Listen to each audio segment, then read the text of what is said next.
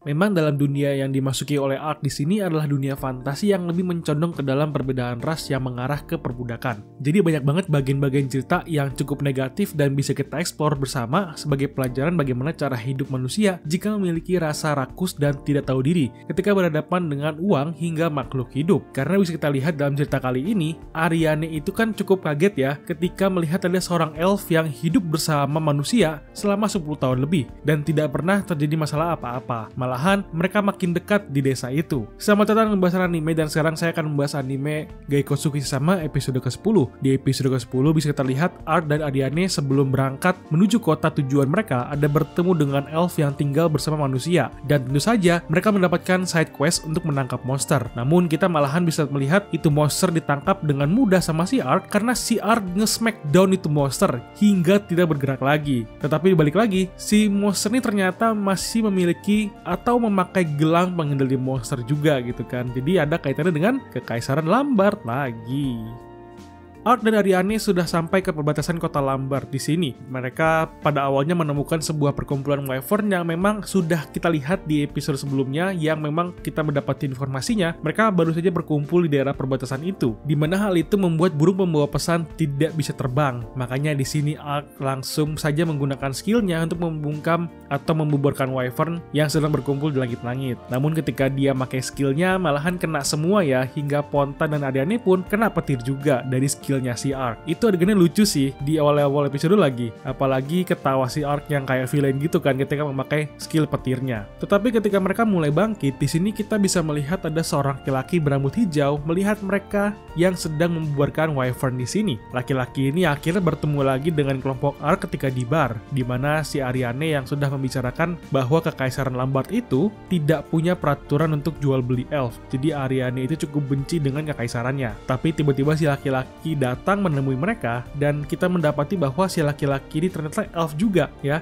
yang mungkin dia ini high elf malahan, karena dari warna rambut dan warna bola matanya yang lebih hijau menandakan dia itu high elf. Mungkin ya itu dari perkiraan saya saja, karena dalam pembicaraan mereka di sini dia kan nyebut Ariane sebagai dark elf, tapi kan Ariane nggak coklat kulitnya, jadi masih agak bingung saya nih dengan pengelompokan elf di dunia itu seperti apa.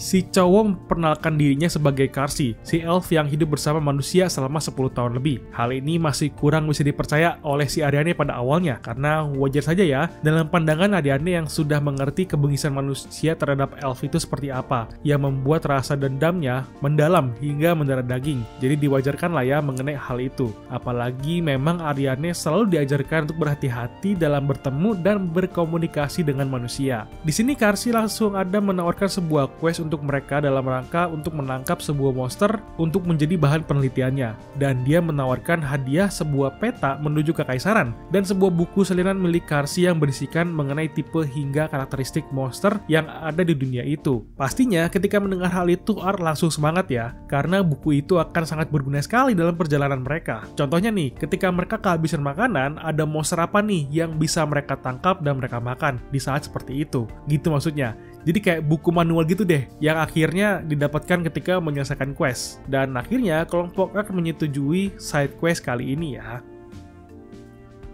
Pada malam harinya, ketika di penginapan, Ark mendapatkan sebuah drum berisikan minuman keras yang cukup bagus, di mana mereka langsung minumnya di situ, sambil berbicara mengenai keluh kesah si Ariane mengenai Karsi yang membuat dia tidak habis pikir kenapa ada elf yang bisa tinggal atau hidup bersama dengan manusia. Tapi semua keluh kesahnya hilang setelah minum minuman keras, hingga di pagi harinya seperti biasa dia sampai kaget ada skeleton di lantai. Udah kayak mayat tergeletak gitu ya gambarnya. Itu adegannya seperti biasa, lucu banget sih ketika ditonton.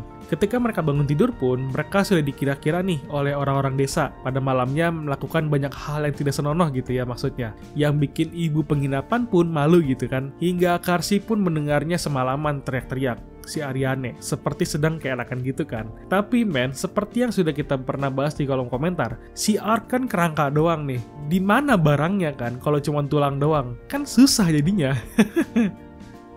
Dalam misinya kali ini, Ariane mulai bisa terbuka dengan manusia setelah dia diberikan sebuah minuman penghilang mabuk oleh manusia, karena si manusia kan temannya Karsi dari lama dan dia juga sudah biasa dengan elf. Di sini si Ariane langsung terbuka sedikit demi sedikit ke manusia dan mulai mengerti mengenai cara hidup mereka juga seperti apa. Apalagi ketika mereka sedang dalam perjalanan itu, kereta yang dibawa oleh si manusia tiba-tiba diserang oleh monster cacing yang membuat Ariane spontan untuk menyelamatkan si bapak-bapaknya. Namun karena kekuatan si cacing lebih besar, Ariane hampir saja dimakan olehnya.